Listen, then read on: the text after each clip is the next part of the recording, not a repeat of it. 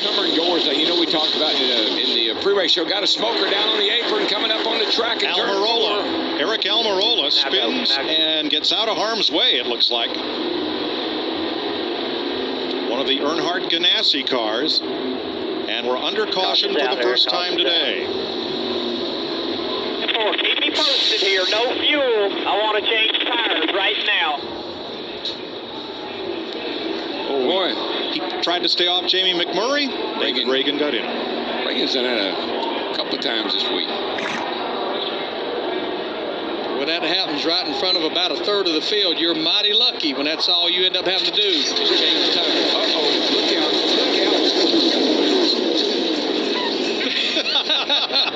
Digger never saw him coming. He heard him coming.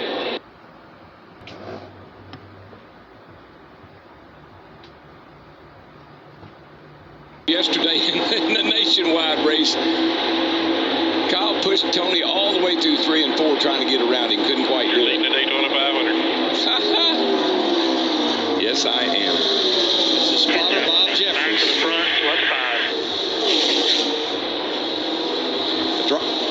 Travis Kvapil has hit the wall in his Yates Racing Ford. That's got tar written all over it. Got the right front locked up. Right front is locked up. Damage on the right front fender, guys. Caution's out for the third time today. The Janesville, Wisconsin driver who time trialed his way into the field has brought out the third caution flag. Carl Edwards points to the car just like the last stop for easy exit. He said the car way too loose to run the bottom. Small air pressure change in the right rear for the 99. Steve. 26 laps complete in the Daytona 500. Trouble front straightaway. Joey Logano pounds the safer barrier at the inside of the entrance to pit road.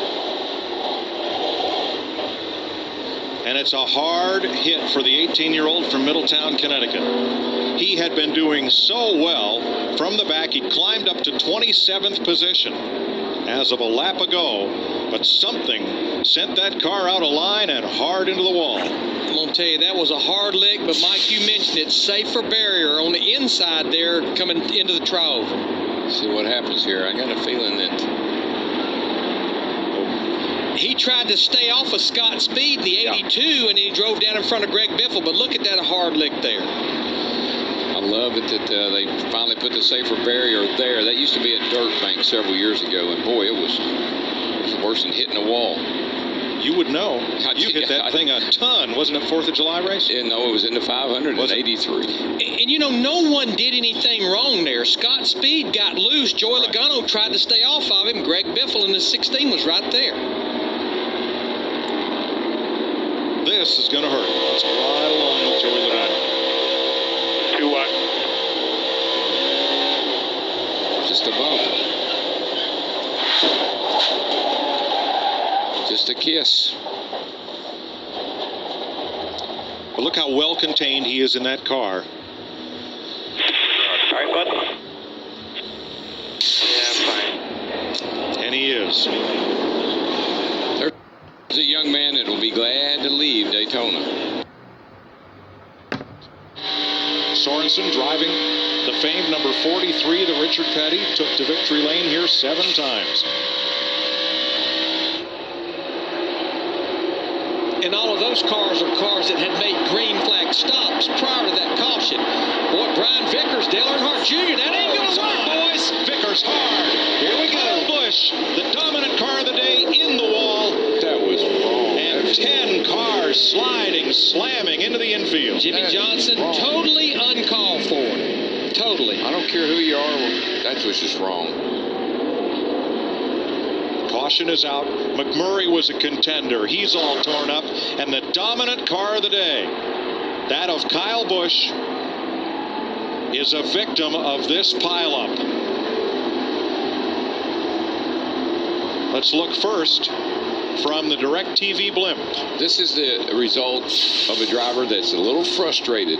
All right, there's Brian Vickers. There's Dale Earnhardt Jr. in the 88 right up there at the front on the inside. Coming off 2 down the back straightaway. Junior gets a good run. Vickers puts a little block on him. and then you be the judge. Let's reiterate the rule. You are not allowed to advance your position below the yellow line.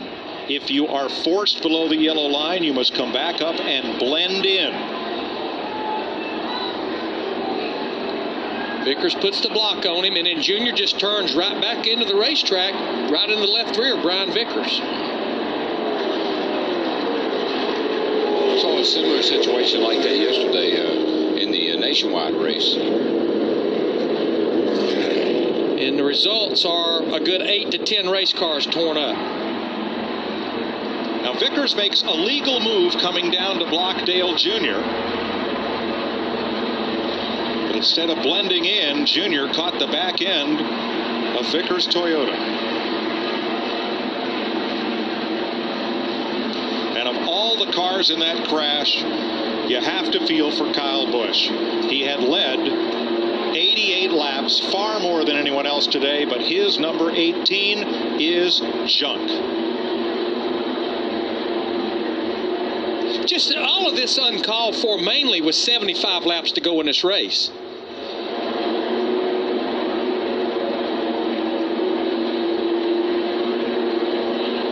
Let's ride with Junior. Push you. On the bottom, 3 wide. 2 outside. 2 outside. There, go low. Go low, go low. There you go. Good job. Jimmy Johnson's view. Outside, no help. Out, in and out, in and out, in and out.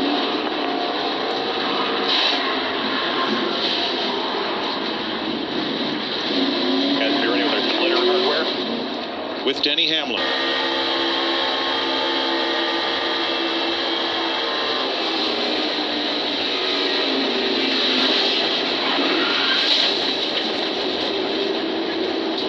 There's a big pile up back there, Mike. And finally, here's what Digger saw.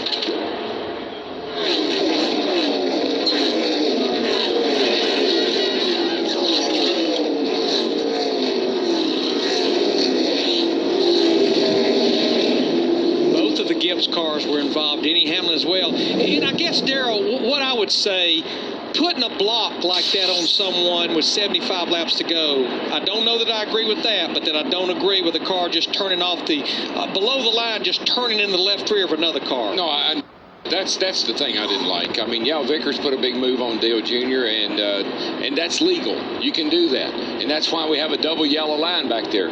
What I think was a misjudgment, if you want to call it that, was when Junior came up and clipped the back of the 83. That could have been avoided. Could have been a lot of frustration on his part for what's been a bad day. Vickers aggressively blocked Dale Earnhardt Jr. Both those cars were 1 lap down. Right. They were both trying to stay in the free pass position if another caution came out. Ordinarily, you might not race each other that hard at this point in the race. Exactly. But Vickers is trying to either get back on the lead lap or stay in the lucky dog position. He ended up very unlucky. And it's easy enough to blame Junior. But Junior was probably trying to just squeeze right back in behind Vickers and not lose any more time than he needed to. But that was just a bad call, a bad move on his part. Who did get the free pass? Race as an owner driver, but he has said that when he is at the racetrack, when he arrives Thursday night or Fridays, he is the driver. He is a driver while he's at the track 3 days a week. He doesn't have to be an Crash owner. out of turn 2. Paul Menard hits the wall hard, and that wreck actually started about 10 cars in front of Menard. A black and yellow car, may have been Jeff Burton, got into the wall in 2, and everybody backed up from there. Let's start this going off into turn 1. See a car, I think it's... There's Menard. There's Menard, but I think the car that got in trouble is Burton right here. I think he goes up and almost... Yeah, see, he gets into the 78. They make contact. You see parts flying off of the back of Burton's car there. The 31, and Menard's Menard... a victim. Just tried to get by and didn't quite make it. But you're right, Mike. It all started way back in the middle of turn 1 and 2. Yeah, Burton just started up the hill, and 78 Regan Smith's there. They make contact, 77-00. But here comes Menard. Regan Smith came down on Menard just a little bit, trying to dodge Jeff Burton into 31. And actually turned Menard to the right.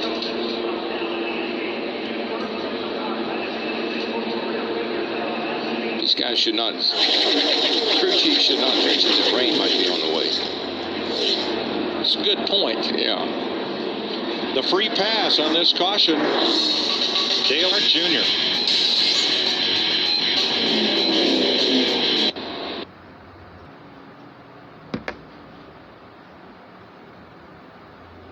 There you go. Almirola goes off the nose of Casey Kane. Hang on to her, brother. Good break. Break there. Man, it gets crowded back there. Goodness. Caution's out. Darrell, I think you were right. In there, Doug. I think somebody's glass slipper broke. Little damage to the right front corner of Kane's car.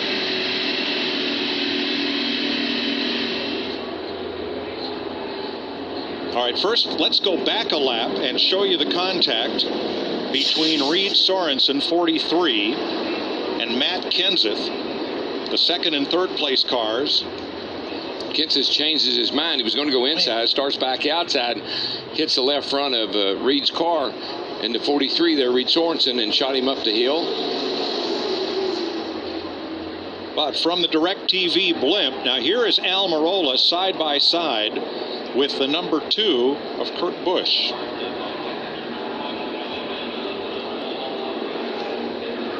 He runs up on the back of. What a stack up. Yeah, right I mean, there. it's just, they're just all wadded up right there. He gets hit from behind by Sam Hornish. Sam Hornish, shoots him to the left about the time that the 43 cars come along. Or the Casey Kane, the 9 cars come along. Close quarters. Almirola's way on the outside. There he gets a boot from Hornish. Yeah. And across he comes. That was very lucky not to be another 10-car pileup. And Jimmy Johnson, the 48 car, did get the free pass. He's back on the lead lap. The 8th caution flag of the night. Now, will anybody pit? We'll let you know in a minute.